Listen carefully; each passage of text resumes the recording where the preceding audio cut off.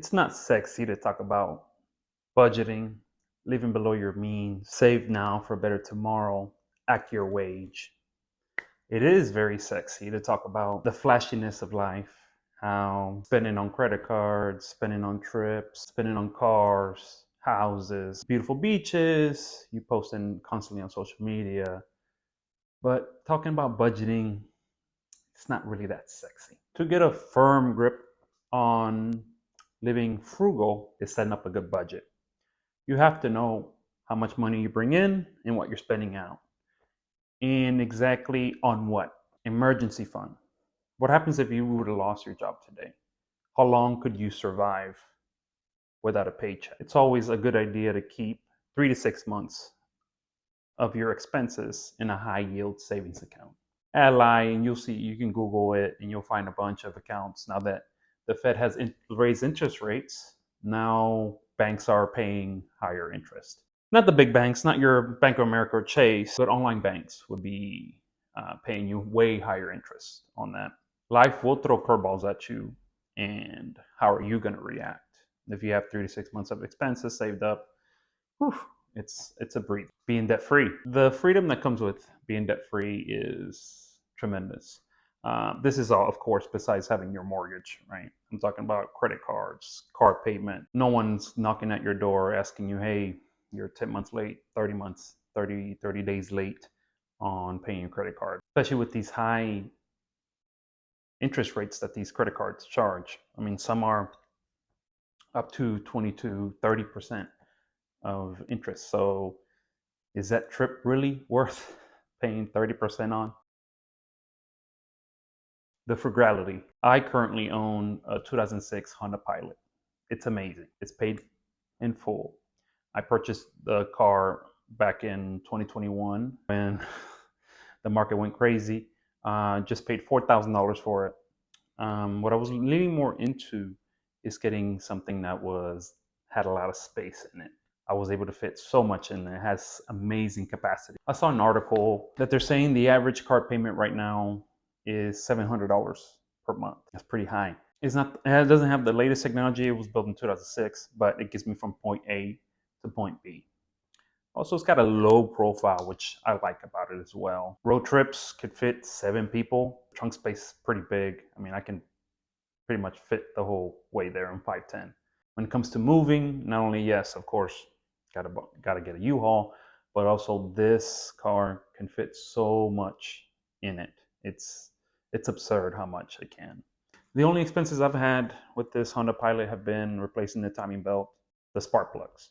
Those have been my only cost, which timing belt was about $700, and then the spark plug was about $500. Besides that, every 3 to 4 months, oil changes. But I'm happy I'm not having to pay $700, $500 on a car payment per month. Sure, there's some things that I would like to have, but currently we have different goals that we're playing through. We want to buy another rental property, and saving here and there will constantly add up, because if you have constant debt, bills keep on eating away your income, then there's not going to be much left for you to invest. Since I solo manage our rental, I don't want to show up to our rental with Mercedes or Range Rover, right? It's not really practical to do maintenance on stuff that we pick up at Home Depot. I want to have a low profile so that way our tenants can see, they're like, okay, he's a simple man. There's nothing going on. He's just solo managing. He doesn't want to spend. I feel way more comfortable with that than me showing up with the souped up Range Rover. Also the miles, it's a 2006. It has 144,000 miles right now, so it wasn't really run too much. So it's got quite some more mileage to go. In reality, I don't really care about driving it, putting 10, 15, 30,000 miles on it because it's 2006. Now with the new car, putting miles on it, it's going to be pretty hard, and it's going to bring the value of the vehicle way lower. It feels great, I just wanted a reliable car. I didn't want to have a car payment. Like I mentioned earlier, more payments you have, less of your income is available for you to use the trip for your emergency fund, for saving up for a trip, travel, purchasing an asset. I see a bunch of nice cars, especially here in Houston. But I know that comes with the cost, you know. And one thing that I realize is no one really cares what you drive. You're not gonna pull up on a red light and people are gonna be like, "Oh wow, look at that guy riding that nice car." No one really cares. And plus, you don't know that mysterious person, so why would you care to impress someone that you don't know? Phone service. I currently have Mint Mobile. It's 15 bucks a month for 4 gigs of data. I work from home, always using Wi-Fi. When I go to restaurants, I'm the first to ask, "Hey, what's your Wi-Fi password?" And it's been great. I've been with Mint Mobile since 2020 when we were in Chicago, and since then it had great service. It runs off a T-Mobile network, so anywhere T-Mobile has great services there. 15 bucks a month is pretty crazy for their year plan. I remember when we were with AT&T, it was $180 per month for 2 lines. Now my wife and I just spend $30 a month for cell phone service. Why pay for more where there's a service there that works amazing? So the difference is $150 a month that I'm saving, which that's pretty close to the 1 month. The 1 year plan is $180, just 15 bucks a month. 4 gigs, unlimited talk, unlimited text. What else? What else do you need? Phone. Currently, I'm using, and I'm actually recording with iPhone 8 that I bought back in 2018, and I don't plan to upgrade at all until it breaks. I had to replace the battery in the screen because I smashed it in at the gym. But besides that, it's a great phone. There is a great feeling of buying things. Buying new, the newness of something new wears off pretty quick. Sure, the first day you get it, oh wow, it's the latest and greatest iPhone. And then the next day you just realize it's just the same phone. It's minute updates and upgrades. And then the following year they release a whole new phone and now yours is outdated. So I like to just keep the phone and see how long it lasts. I have a neighbor that he has an iPhone 6 still, and he keeps saying that he's going to upgrade, that he's waiting for the new iPhone that's going to come out this year. Props to him. The iWatch, it's amazing to keep track of how many calories I burn a day, especially the gym, steps. I like it because sometimes I might be charging my phone and it notifies me whenever I get a message or a call. And it's the iWatch 3 that was actually a gift. My mom bought it for my little brother. My brother didn't want it, and my mom gave it to me. And this was back in 2020. And it still works amazing, great battery life. Same thing, I don't plan to upgrade until I need a new one or it breaks. If you get caught up on the newness trap, where you're constantly buying something new and then it wears off and then you got that itch to buy another one, it's just going to keep, it's a vicious cycle until you venture off and you just stop paying attention to that. I take pride in keeping something as long as possible. And I guess when I was younger, you know, I just wanted the newness, but now a new iPhone would be $1,000, right? I could do so much with that $1,000. Like I told you before, put it towards emergency fund, put it towards upcoming vacation, put it towards an asset, an investment that will basically put money in your pocket and not take it out. Now the twist of the frugal with the twist. I must admit, I'm not 100% frugal. I don't necessarily going to tell you that I eat beans and rice every day to save up on dining out. No, it's the complete opposite. I have a wife and she loves to go out to eat. We keep a track. You know, she works with me.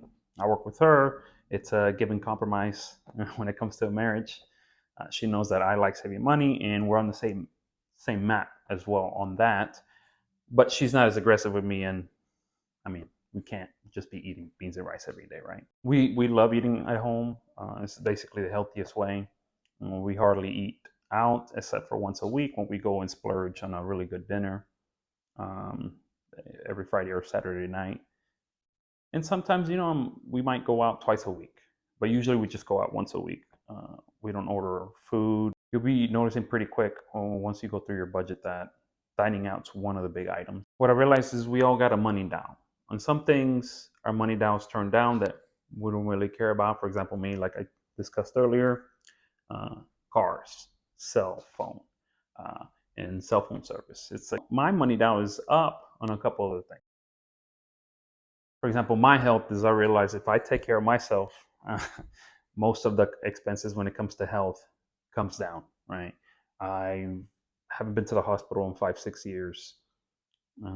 Life insurance rates are amazing since I'm in shape. Medical bills as well. It's I don't have any medical bills. So with that, my money now is high on a gym.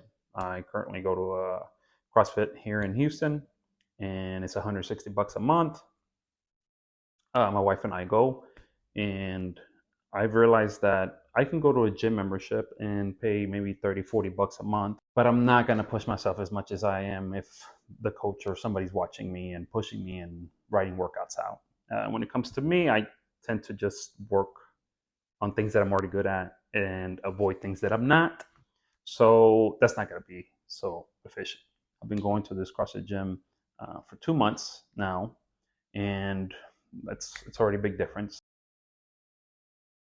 Clothes as well. I splurge on that. My money down is high on that. I want good quality clothes. I love Lululemon shorts. They've lasted me. I still have 2 pairs of shorts that been there since 2015. If you break down the charge per year, it's getting close to about $5, $10 a year since then that I've spent on them. They last me a long time. They dry quick, and they're great to work out with. When it comes to the home, we have a whole house water filtration and salt based water softener. It's an initial $2,000 upfront cost plus the plumbing to hire a plumber to come install it at your house.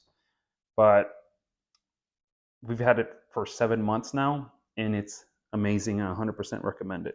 Sure, it's an upfront cost. It's high, sure, but in the long run, the water softener it helps with the hardness of the city water, and our pipes are not going to be filled up with hard water residue. It's a whole house water filtration, so that means I can take a shower and it's going to be like taking a shower with bottled water. Also notice is that since it's filtered and softened, we use less detergent when we're doing laundry, and we use less body soap and shampoo, conditioner. The reason why, if you think about it, whenever you're taking a shower, that water is filtered. They just put a bunch of chemicals in there, and you're basically taking a shower with dirty water. So that's why it doesn't sud as much. But whenever you're getting clean water and you're taking a shower with filtered water, it's going to sud pretty quick. So you don't need a lot of soap or detergent, which saves money that there and then. We drink water from the tab. We fill up the Brita, which now I don't need the filter of the Brita. We're still using the Brita, and I put it in the refrigerator to keep it cold. But also drinking in the tab, the whole house is filtered, so I can literally drink water from anywhere, and it tastes great. I can totally tell the difference between our water filter taste and normal tap water. I don't like tap water. But with this, we've had to spend less money on buying bottled water. There was a water spill around here. It was recommended for people not to even use the tap water, but our water filtration system company confirmed that we're good. We don't have anything to worry about. So I actually had a couple neighbors come over and get some water from us because they needed water. Great quality furniture is another thing that I like to spend money on. We use it. We're homebodies, my wife and I, so we spend a lot of time here and at home. And I want to set something that's going to last us a while. When I was younger, I bought secondhand used furniture, and before you knew it, 6 months in, 5 months in, you needed to buy a new one. So we're pro buying really good furniture that's going to last us for a while. I love breaking down cost on how long the usage life is. Like I described earlier, the Lululemon shorts. I have a pair of shorts I've had since 2015. Difference between 2015 and 2023, it's been 8 years. You divide that by the $60 cost that it cost me, the cost gets less and less and less, and that applies to everything in my life as well. I like to see the longer the use, the cheaper it is in my eyes. Vacations. We just got back from Puerto Rico. Amazing. Totally highly recommended. Beautiful people there, beautiful, amazing culture. Everybody's in a good mood there, and you get to experience another culture and another basically way of life.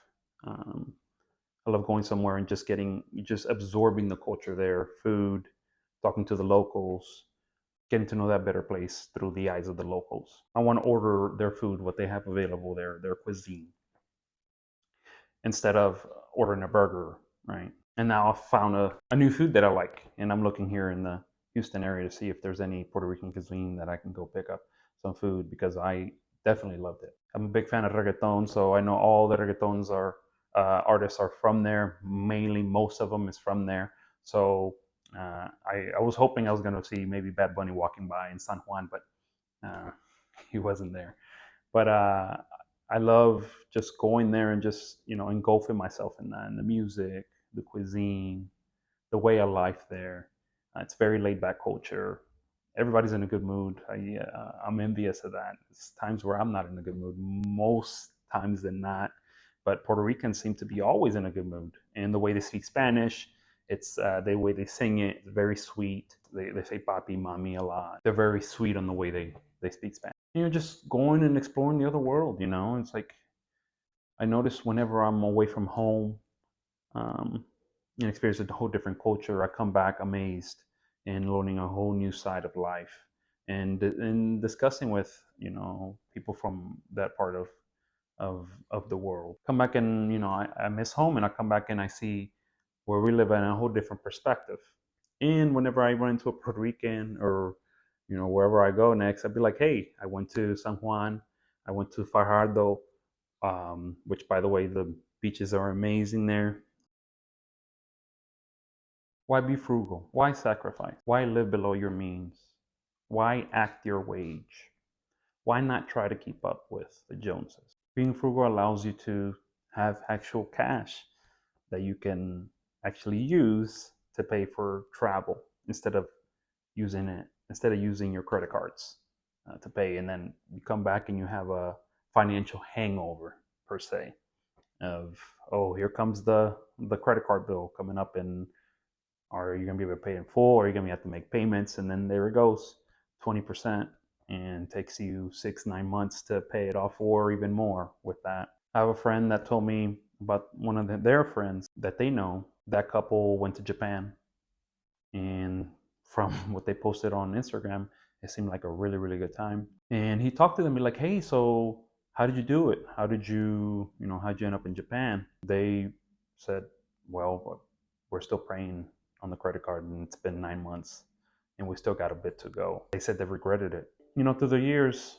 I'm seeing the fruits of being frugal and living below my means, and basically either investing or putting the extra cash that we have left over in the month towards savings. We were able to turn our first residential home into a rental. We didn't need to sell it to finance the next house. And right now we're making $1,000 of cash flow from that. And plus we have this amazing home as well.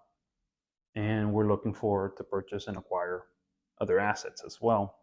And sure, I love to just spin and swipe and swipe and swipe and just get things that I would like. Not have to think about budgeting. Not have to talk to my wife about the budget plan every month. Not write down in the budget app all the expenses. Not reviewing the month overview of where our money went that month, and how can we bring the cost down of those high expenses. But it's way more rewarding to live frugally. And again, there is a twist to it, which I'm not 100% frugal. I'm not eating beans and rice every day. I love going out to eat and traveling. The whole point of this video is, it is good to be frugal, right? But also, you got to live your life. You don't want to be in the deathbed and say, oh, I saved up X amount of millions of dollars or whatever, and not get to enjoy that money as well. So start sacrificing today. Make sure you're debt free, besides your mortgages. Make sure you're not paying high interest on credit cards. Roll them to a month and then aggressively pay them off. Student loans as well, paying those off. What other ways do you guys have? Leave down in the comments below of ways to be more frugal, ways to save more money.